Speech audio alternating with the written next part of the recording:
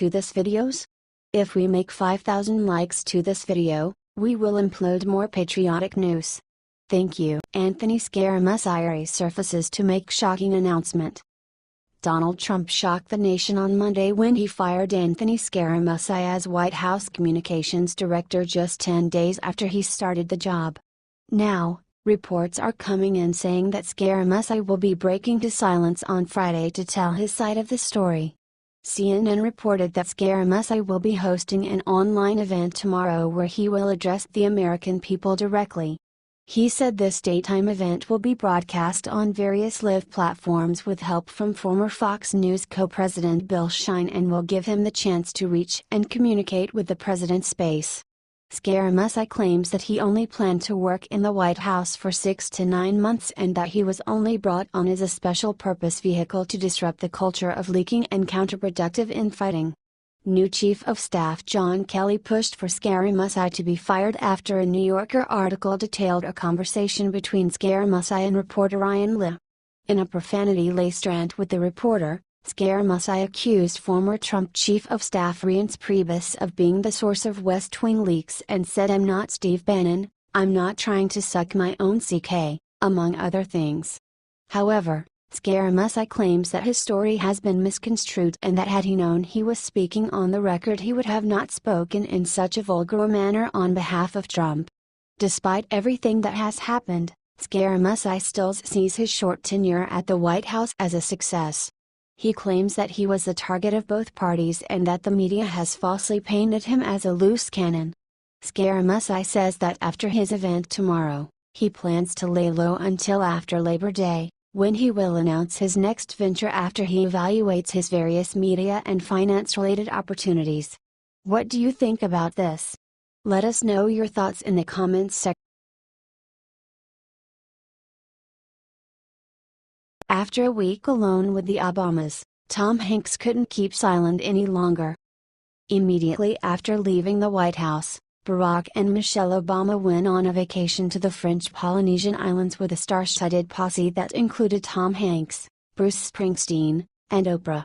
Now, Hanks has broken his silence about the vacation to describe a horrible biking trip and awkward conversations with Obama, making it clear that he was not comfortable at all during the trip.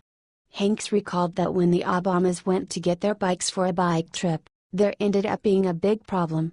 "An array of bikes have been procured for us, rented from all corners of Polynesia and Tahiti, Bora Bora," Hanks said, according to Entertainment Weekly. The Academy Award winner added that the Obamas and their Secret Service detail left him in the dust as soon as he got his bike. Making matters worse, Hanks soon realized that he had been left with an undersized girl's bike, with only one gear. Hanks also said that when he would talk to Obama about politics, the former president would constantly interrupt him and tell him that what he was asking is classified.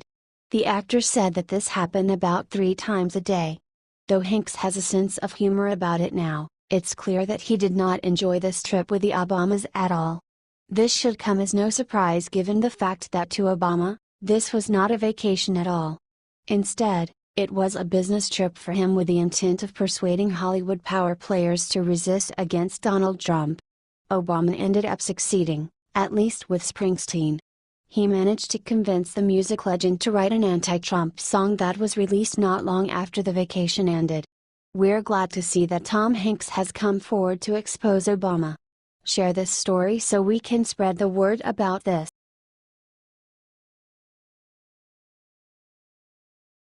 Watch Stephen Miller demolishes smug and foolish CNN reporter. Breaking news: Stephen Miller, a top aide and speechwriter in Donald Trump's White House, held a press conference this afternoon.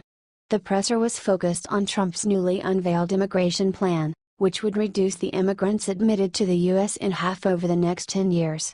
During the press conference, CNN's Jim Acosta tried to corner Miller with partisan questions. Acosta asked whether the bill is in violation of the United States principle to give me your tired, your poor, your huddled masses, which is etched onto the Statue of Liberty. The poem that you're referring to was added later, Miller said, referring to the Emma Lazarus sonnet that Jim Acosta was quoting. Acosta then questioned the idea of requiring immigrants to learn English before they come to the United States, asking, "Are we just going to bring in people from Great Britain and Australia?" Miller responded by destroying Acosta, "I have to honestly say, I am shocked at your statement that you think that only people from Great Britain and Australia would know English. It reveals your cosmopolitan bias to a shocking degree. This is an amazing moment." The bickering went on. Miller called Acosta's partisan statements outrageous, ignorant, insulting, and foolish. Watch the video above. It's easily one of the most entertaining moments in the White House since Trump took office.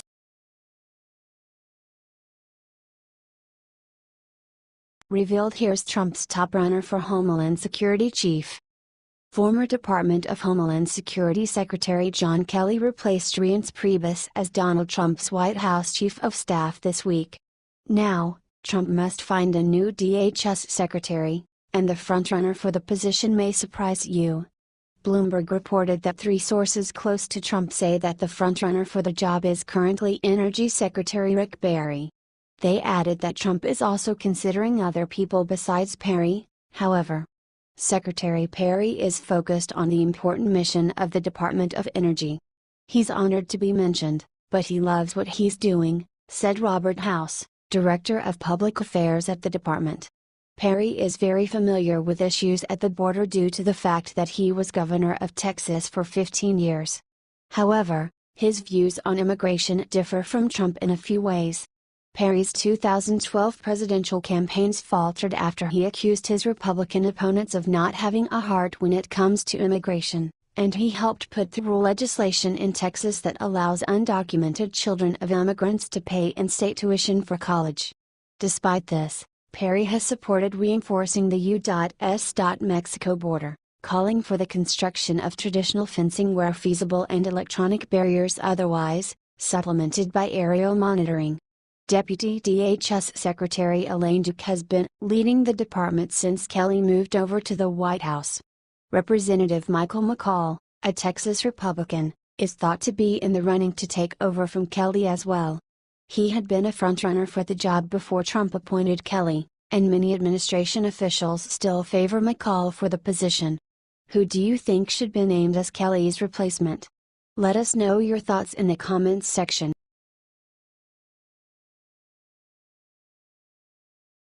Justin Trump makes huge move to dismantle affirmative action. During his presidency, Barack Obama allowed affirmative action in this country to get way out of hand to the point where minority students have a clear advantage over whites when it comes to college admission. Now, Donald Trump's Department of Justice is trying to pull back affirmative action in a big way.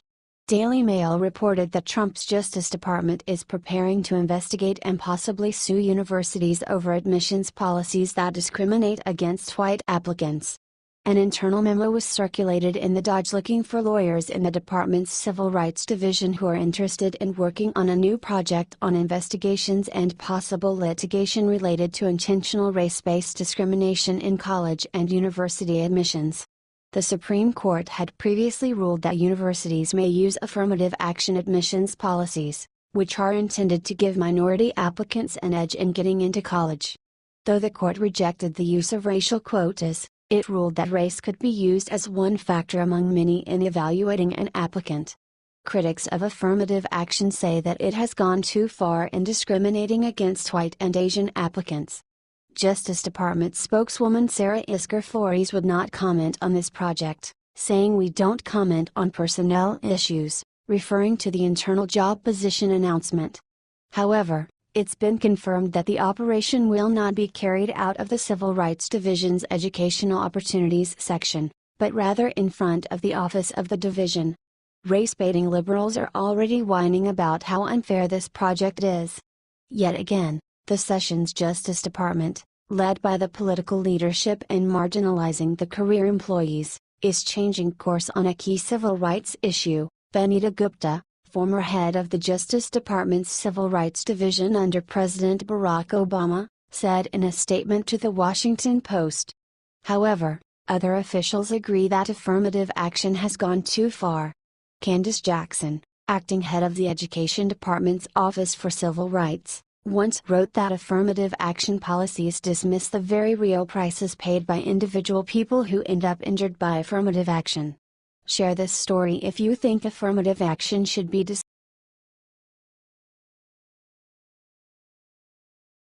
Breaking Trump White House rocked by new leak. Donald Trump's White House has been plagued by a series of leaks ever since he took office. Now, his administration has been hit with yet another leak.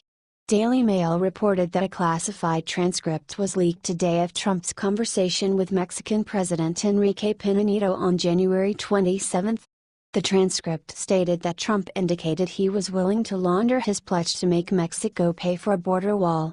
This came after Trump repeatedly campaigned on the promise that Mexico would pay for it. Speaking of the funding, Trump told Pena Nieto, "It will come out in the wash, and that is okay." He then said, "But if you are going to say that Mexico is not going to pay for the wall, then I do not want to meet with you guys anymore because I cannot live with that." These comments show that Trump was well aware of how the public would perceive any signs of backtracking on his campaign pledge to somehow force a sovereign nation to pay for something its leaders vehemently opposed. "You cannot say that to the press," Trump said. The next day, Trump had a contentious call with Australia's Prime Minister Malcolm Turnbull and a call with Russian President Vladimir Putin that he said went more smoothly. "I have had it," Trump said of the spat with Turnbull over taking in refugees.